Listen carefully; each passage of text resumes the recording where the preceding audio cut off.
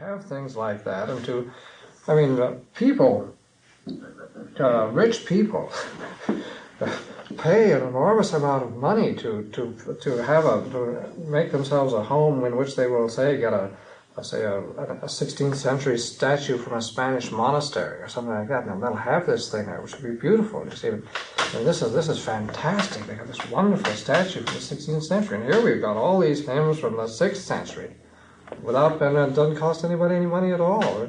People would buy records of this sort of stuff if you got good records made by a good choir.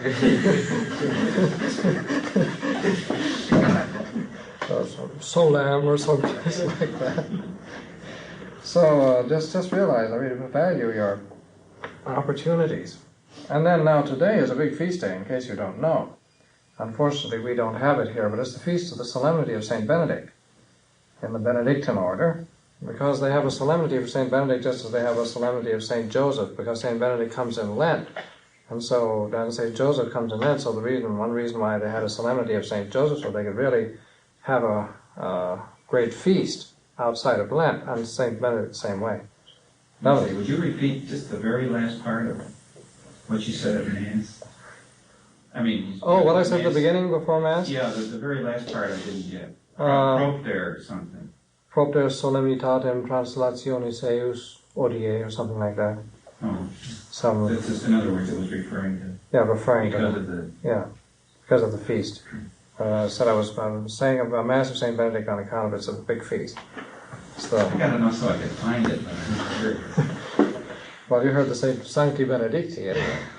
Of course, you wouldn't have the solemnity in that missal anyhow. But the Benedictines have it, and they have a special Mass, beautiful Mass, and a special preface. Of course, they got a special preface for St. Benedict.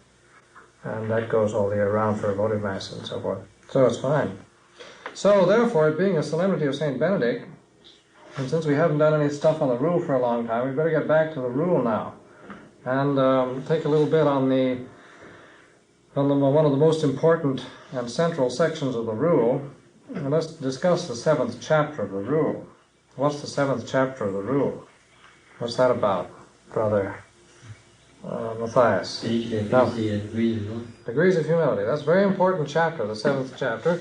And it contains really the basic ascetic doctrine of St. Benedict. So it's extremely important from that point of view. What are the other important chapters? This is a chapter that everybody should know backwards and forwards. What are the other important chapters of the rule from the same point of view? Brother Chrysostom, what would you say was another one? Tell us. Well, 2, I don't know the numbers of them, but I'd say 2 would be obedience and silence. Obedience and silence. I think obedience is, 5? I think they're 5 and 6. So that's 5, 6, and 7. What's another important one? Cuthbert. The instruments of good works. Yeah, but I mean there's nothing too special about that. It's just a list. See, it hasn't got that much. It's got a fair amount of implications, but it isn't really a developed theology of the spiritual life. Just says you've got to do all these things, which is fine. But there's something more basic than that, I would say. What would that be? Anybody, Brother Placid? What would you think? Well, the prologue. Prologue, definitely. Prologue is very important. If I would say if you get the prologue in chapter 7, you've got the most important chapters of the rule, because 7 includes really the one on obedience. And even by implication, the one on silence is more or less contained in 7, but those are very important. Then finally, there's another most important one. I don't know, I would guess at the number, it's way at the end. Yeah. 72.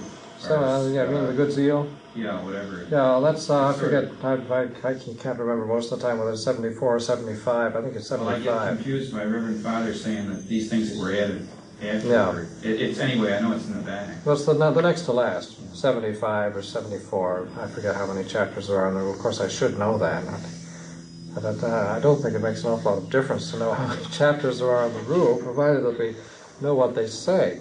But anyway, those are important chapters. I would say those were the crucial chapters in the rule. These everybody should know.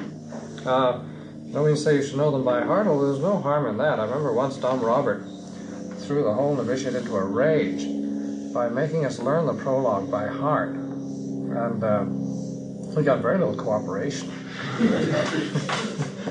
And look at us today. These were those were the days when that Brother Henry...